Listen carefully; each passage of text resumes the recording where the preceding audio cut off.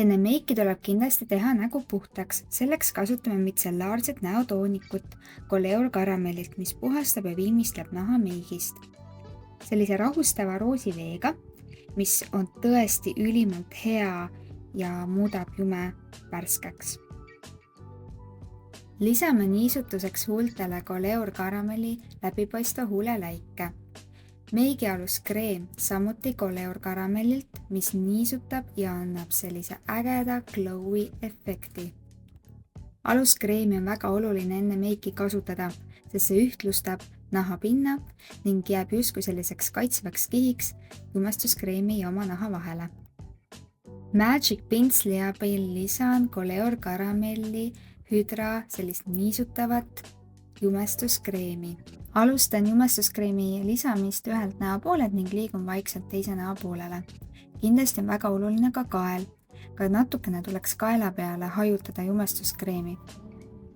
Mulle meeldib veel meigikäsnaga kõik kergelt üle tupsutada, nii kindlustan, et jumestuskreem on oma kohal paigal.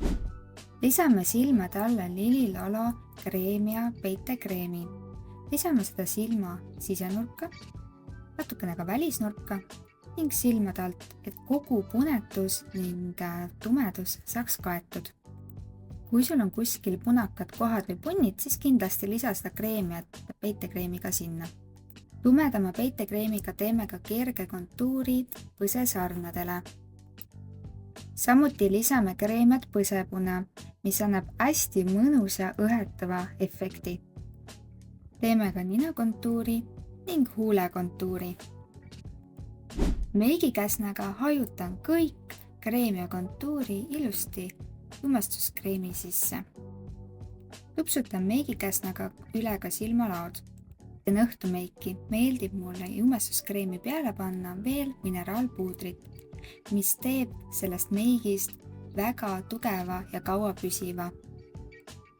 Mineraalpuudrit võib peale kanda erinevate pintslitega. Praegu kasutan ma näiteks bronzeri pintslit. Kindlasti ärge unustage ka kaela. Nüüd lisan veidikene silmade alla peitepuudrit, kuid väga oluline on seda lisada väga õhuke kiht, sest kui seda liiga palju panna, võib see tuua välja kortsukesi ning tekitada sellise jahuse efekti silmade alla. Nüüd on bronzeri kord. Kasutan selleks pressitud versiooni Lily Lololt toonis Miami Beach ja tekitan sellise mõnusa kontuuri ja vaadake, nagu number 3 tekiks. See on kõige parem viis, kuidas aru saada, kuhu täpselt bronzer käib. Ja muidugi lisame ka põsepuna Coming Up Roses Lily Lololt. Põsepuna pealekandmist alustan põselt ning liigun ülesse poole pruunistaja suunas. Nüüd on highlighteri kord ning lisan seda täpselt pruunistaja ning põsepuna peale. See annab mõnusa särava efekti põsesarnadele. Kinnitan kõik omakorda kergelt pealispuudriga. Kuna modellil on kulmukuju nii ilus, siis kasutan vaid natukese kulmupuudrit ja täidan ära augukesed.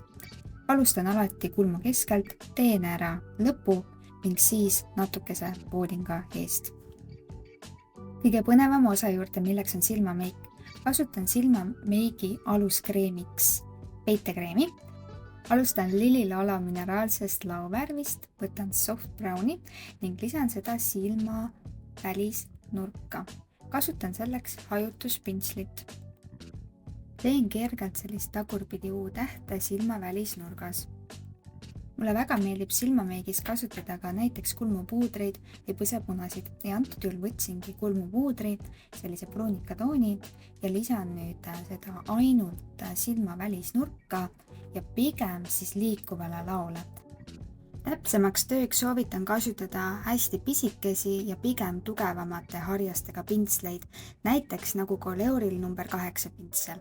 Ja alati hoia käe pärast üks suur hajutuspintsel, näiteks nagu Lily Lolo oma. Võtame kõige tumedama pruuni tooni ja lisame seda väga ettevaatlikult ainult liikuvale laole ja silma välisnurka. Mineraalsed laovärvid on väga-väga pigmendikad ja järgmiseks kasutan ma Oshid tooni, mis on Lily Lolol valge sädelev ja lisan seda ainult silma sisenurka. ja selleks on hea kasutada sellist koonusekujulist silmapinslit. Minu lemmikosa juurde, milleks on Anam Cosmetics biolaguna glitter laovärvid. Kasutan pealekandmiseks sõrme. Kõige parem on peale kanda väikese sõrmega ja ma lisan täpselt seda lau keskele 2 lauvärvi vahele.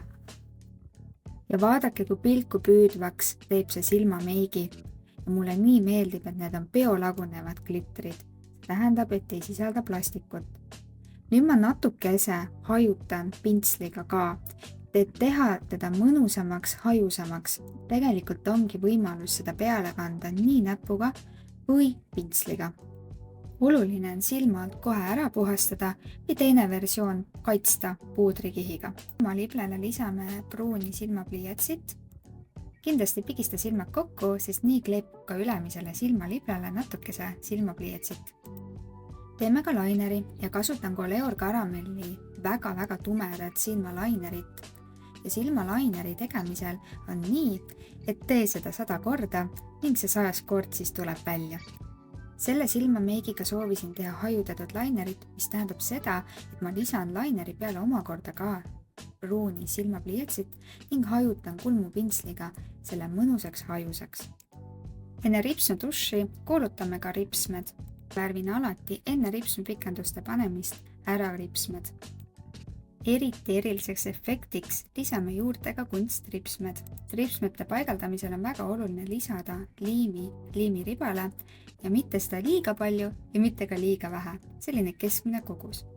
Ja siis paigaldamegi need ripsmed ja vaadake, millise lisaefekti see silmameigile annab. Et lisaripsmed oma ripsmetega kokku haakuks, kannan veel peale natukese ripsme duši ning sellise spetsiaalse pintsliga surun neid omavahel kokku. Lible on märg piirkond, mis tuleks kindlasti silmapliiatsit uuendada. Kindlasti katan ka kunstripsme liimi kohad kas silmapliiatsi või silmalaineriga. Kuna silmameik on niivõrd efektne, siis lisan huultele vaid kergelt huleläiget. Ja kogu jumestus ongi valmis. Now here, think about me every night, oh, is it that sweet I get so, so you can sleep.